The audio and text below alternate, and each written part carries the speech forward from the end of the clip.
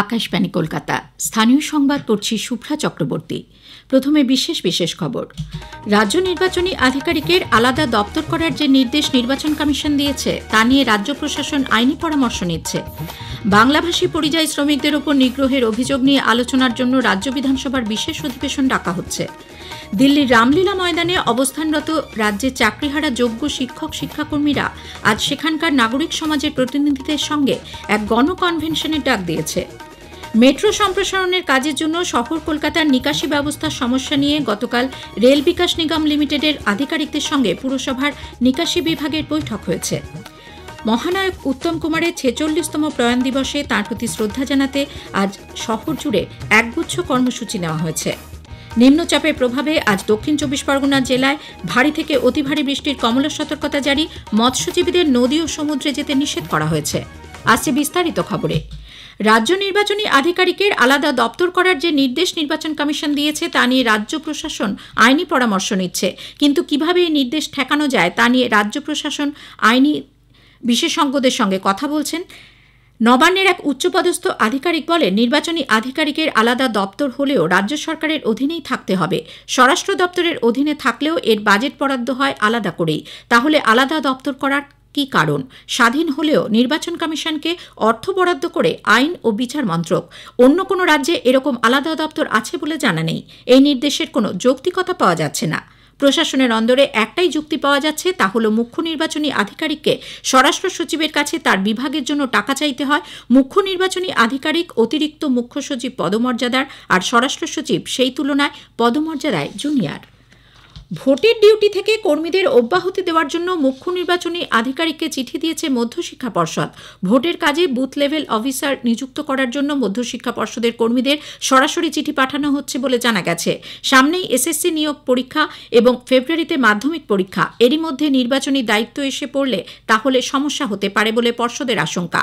এছাড়াও কর্মী সংকট রয়েছে, তাই তাদের সমস্ত কর্মীকে নির্বাচনী দায়িত্ব থেকে অব্যাহতি দেওয়ার অনুরোধ জানিয়েছে পর্ষদ। মুখ্য নির্বাচনী আধিকারিকের দপ্তরের উপর রাজ্য সরকারের নিয়ন্ত্রণ অবশ্যম্ভাবী বলে রাজ্য বিধানসভার অধ্যক্ষ বিমান বন্দ্যোপাধ্যায় মনে করেন। সাংবাদিকদের প্রশ্নের উত্তরে তিনি জানান, এই দপ্তরের কর্মীদের রাজ্য সরকার নিয়োগ করে, অথচ দপ্তরের উপর রাজ্যের কোনো নিয়ন্ত্রণ থাকবে না, তা হতে পারে না। অনেক বিতর্কিত বিষয়, ব্যাপারটা নিয়ে আমিও দেখেছি। এটা আমার ব্যক্তিগত অভিমত হলো, রাজ্য সরকার যদি ওদের ফান্ডিং করেন, আমাদের রাজ্য সরকারের অর্থ দপ্তর রয়েছে, অর্থ দপ্তরের অর্থে তারা পরিপুষ্ট হবে, আর রাজ্য সরকারের তাদের উপর কোনো কন্ট্রোল থাকবে না, কন্ট্রোল বা তাদের মতামত থাকবে না, এটা হতে পারে না। বাংলাভাষী পরিযায়ী শ্রমিকদের উপর নিগ্রহের অভিযোগ নিয়ে আলোচনা করতে রাজ্য বিধানসভার বিশেষ অধিবেশন ডাকা হচ্ছে। আগামী ৮ই আগস্ট থেকে ২১শে আগস্ট পর্যন্ত বিধানসভার ওই বিশেষ অধিবেশন চলতে পারে বলে পরিষদীয় দপ্তর সূত্রে জানা গেছে। পরিযায়ী শ্রমিক সংক্রান্ত প্রস্তাব ছাড়াও ৪টি গুরুত্বপূর্ণ বিল ওই অধিবেশনে পেশ করা হতে পারে। এদিকে বিজেপি অভিযোগ করেছে, বাংলাদেশের অনুপ্রবেশকারীরা এ রাজ্যের পরিযায়ী শ্রমিকদের অধিকার কেড়ে নিচ্ছে। দলের রাজ্য সভাপতি, রাজ্যসভার সাংসদ শ্রমিক ভট্টাচার্য গতকাল দিল্লিতে সাংবাদিকদের প্রশ্নের উত্তরে বলেন, অনুপ্রবেশকারীরা কোনো ভারতীয়ের অধিকার কেড়ে নেবে, বিজেপি তা হতে দেবে না। মৃত ভোটারদের নাম ভোটার লিস্টে রেখে দিতে হবে, রোহিঙ্গাদের নাম ভোটার লিস্টে রাখতে হবে। এক ব্যক্তির নাম ৩ জায়গায় থাকবে, সেটা নির্বাচন কমিশন মানবে? আর নির্বাচন কমিশন তো একটি সাংবিধানিক সংস্থা, স্বশাসিত সংস্থা। নির্বাচন কমিশনকে নিয়ে বিধানসভা বা লোকসভায়, রাজ্যসভায় বিক্ষোভ দেখানোর অর্থ কি? তাদের যদি পছন্দ না হয় তো সুপ্রিম কোর্টের দরজা খোলা আছে, সেখানে যান। আর পশ্চিমবঙ্গের মানুষ দেখছেন কিভাবে তৃণমূল কংগ্রেস, সিপিএম এবং কংগ্রেস এক জায়গায় বসে বিক্ষোভ দেখাচ্ছে। অন্যদিকে যুক্তরাষ্ট্রীয় কাঠামোকে অগ্রাহ্য করে বিজেপি দেশের বৈচিত্র্য নষ্ট করতে চাইছে বলে সিপিআইএম অভিযোগ করেছে। সিপিআইএমের রাজ্য সম্পাদক মোহাম্মদ সেলিম অভিযোগ করেন, যেসব রাজ্যে পরিযায়ী শ্রমিকরা আক্রান্ত হচ্ছেন সেখানে রাজ্য সরকার যোগাযোগ করছে না। পরিযায়ী শ্রমিক, খেটে খাওয়া মানুষ দেশের যে কোনো জায়গায় যেতে পারে, তাদের স্বার্থ দেখার দায়িত্ব কেন্দ্র সরকারের, তারা করছে না। সংঘ পরিবার বিজেপি আক্রমণ করছে, সেটাকে বন্ধ করতে হবে, এটাই দাবি।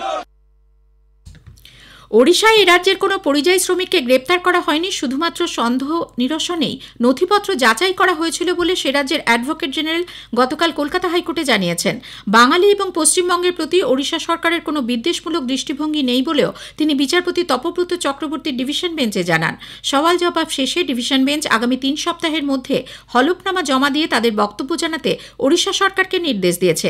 আগামী ২৯শে আগস্ট মামলার পরবর্তী শুনানি। ওড়িশায় এ রাজ্যে বেশ কয়েকজন পরিযায়ী পরিযায়ী শ্রমিককে আটক করার পর তাদের পরিবারের লোকেরা আদালতের দ্বারস্থ হয়েছিলেন। দিল্লির রামলীলা ময়দানে অবস্থান ধর্ণা চালিয়ে যাচ্ছেন পশ্চিমবঙ্গের চাকরিহারা যোগ্য শিক্ষক শিক্ষাকর্মীরা। এর পাশাপাশি আজ দিল্লির নাগরিক সমাজের প্রতিনিধিদের সঙ্গে এক গণকনভেনশনের ডাক দিয়েছেন চাকরিহারা শিক্ষক ও শিক্ষাকর্মীরা। চাকরিতে পুনর্বহালের দাবিতে এবং রাজ্য সরকারের বিরুদ্ধে প্রাতিষ্ঠানিক দুর্নীতির অভিযোগে লিফলেট বিলি করছেন তারা। রাষ্ট্রপতি, প্রধানমন্ত্রী, লোকসভার অধ্যক্ষ এবং বিরোধী দলনেতাকে তারা স্মারকলিপি দিতে চান। শিক্ষক নিয়োগ দুর্নীতিতে সিআইডির মামলায় কলকাতা হাইকোর্ট মধ্যশিক্ষা পর্ষদের প্রাক্তন সভাপতি কল্যাণ গঙ্গোপাধ্যায়ের জামিন মঞ্জুর করেছে। এর আগে ইডির দায়ের করা মামলাতেও জামিন পেয়েছিলেন তিনি। তবে সিবিআই এর মামলায় এখনও জেল হেফাজত থাকায় এই মুহূর্তে কল্যাণময়ের জেল মুক্তি সম্ভব নয়। এদিকে নিয়োগ দুর্নীতি মামলায় অন্যতম অভিযুক্ত সুজয় কৃষ্ণ ভদ্রের অন্তর্বর্তী জামিনের সময়সীমা 31 জুলাই থেকে বাড়িয়ে 31 আগস্ট পর্যন্ত করেছে কলকাতা হাইকোর্ট। মামলার পরবর্তী শুনানি 21 আগস্ট। স্থানীয় সংবাদ শুনছেন আকাশবাণী কলকাতা কেন্দ্র থেকে। আমাদের সংবাদ শোনা যাবে ইউটিউব চ্যানেল আকাশবাণী সংবাদ বাংলা, ফেসবুক ও ইনস্টাগ্রাম আকাশবাণী সংবাদ কলকাতা এবং এক্স হ্যান্ডেল AIR নিউজ কলকাতাতে। মেট্রো সম্প্রসারণের কাজে শহর কলকাতার জল নিকাশি ব্যবস্থায় সমস্যা দেখা দিয়েছে।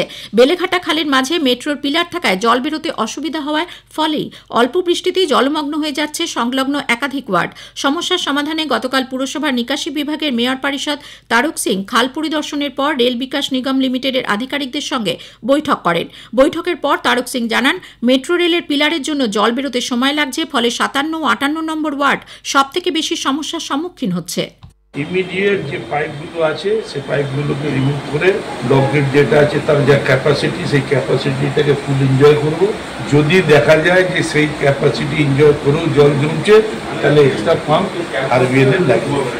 এই যে বেলেঘাটা খেলেটা এখানে অনেক জল আছে, এই জলটা বিভিন্ন ওয়ার্ড থেকে এই জলটা পাস করে ওদিকে চলে যায় কেষ্টপুর খাল দিয়ে, সেখানে অনেকটা ওয়ার্ড ইনভলভ আছে, কিন্তু মেনলি এফেক্ট হচ্ছে 57 তারপরে 50 mm। পরিস্থিতি সামাল দিতে সব রকম সাহায্য করা হবে বলে জানিয়েছে রেল বিকাশ নিগম লিমিটেড। মুর্শিদাবাদের ভরতপুরে গতরাতে অজ্ঞাত পরিচয় দুষ্কৃতীদের ধারালো অস্ত্রের আঘাতে এক তৃণমূল কংগ্রেস কর্মী খুন হয়েছেন। ষষ্ঠী ঘোষ নামে মৃত ওই তৃণমূল কর্মীর বাড়ি ভরতপুর থানার সেহালা গ্রামে। মৃতের পরিবারের দাবি, ভরতপুর 1 ব্লকে তৃণমূল কংগ্রেসের সভাপতি নজরুল ইসলাম ওরফে টারজান ও স্থানীয় আলুগ্রাম গ্রাম পঞ্চায়েতের প্রধানের অনুগামী ছিলেন নিহত ষষ্ঠী ঘোষ। গতকাল বিকেলে জমির মজুর খুঁজতে বাড়ি থেকে বেরোন তিনি। রাত 8টা নাগাদ বাইকে চড়ে বাড়ি ফেরার সময় কুয়ে নদীর বাঁধের ওপর বাইকে করে আসা দুষ্কৃতী দল তাকে ঘিরে ধরে এলোপাথারি কুপিয়ে খুন করে এলাকা ছেড়ে পালায়। ঘটনা তদন্তে নেমেছে ভরতপুর থানার পুলিশ। পূর্ব বর্ধমানের কাটোয়ায় বিস্ফোরণের ঘটনায় NIA তদন্ত চাওয়ায় তৃণমূল কংগ্রেসের যুবনেতা শুভেন্দু দাসকে দল থেকে সাসপেন্ড করা হয়েছে। দলের জেলা সভাপতি রবীন্দ্রনাথ চট্টোপাধ্যায় গতকাল সাংবাদিক সম্মেলন করে জানান, দলনেত্রী মমতা ব্যানার্জি এবং অভিষেক বন্দ্যোপাধ্যায়ের নির্দেশে দলবিরোধী কাজের জন্য তাকে দল থেকে সারা জীবনের জন্য সাসপেন্ড করা হলো। উল্লেখ্য, শুভেন্দু দাস কাটোয়ায় রাজুয়া গ্রামে বিস্ফোরণে NIA তদন্ত চেয়ে সম্প্রতি হাইকোর্টের দ্বারস্থ হয়েছিলেন।